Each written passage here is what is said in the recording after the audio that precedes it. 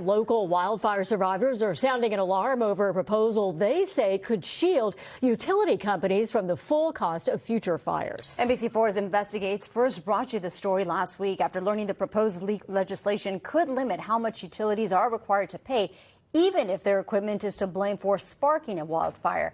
NBC4's Lolita Lopez joins us live here in studio with more. Lolita. Yes, this is important because for weeks, people we have spoken with say Governor Newsom had been negotiating new proposals that would put California's electric utilities ahead of their needs. There had been indications for weeks that new proposed legislation about fire recovery in Altadena and the Palisades was going to be presented before the end of this current legislative session. But this proposal is the first we've seen in writing. Earlier this month, LA County fire investigators determined it was Southern California Edison's equipment that started the Eaton fire in Altadena. According to the new proposal, Governor Gavin Newsom says CEOs of utility companies like Edison should forfeit bonuses if their companies are found to have caused a fire. In a statement to NBC4, the governor's office said, in part, this does not affect Eaton fire survivors. The reforms apply only to future fires. That has been true from the outset, and it is a non-negotiable part of the proposal. The goal of this proposal is to ensure the victims of future utility-sparked fires have access to the funds they need to recover. This proposal does not limit survivor economic damages in any way.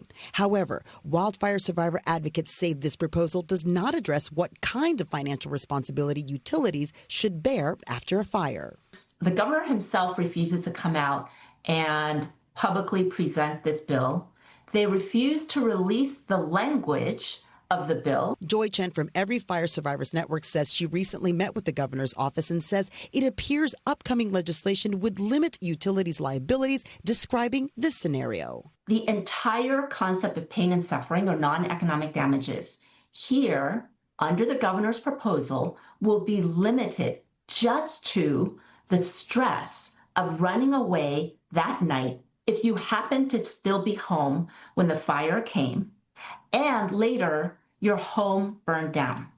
In other words, they are absolving these three companies for all liability for the lifelong trauma. Los Angeles County Supervisor Catherine Barger sent a letter to Governor Newsom yesterday saying, in part, I respectfully ask that survivors be the central focus of any proposal, adding, I also ask that any future legislative proposals ensure survivors receive the full financial resources necessary to recover and rebuild.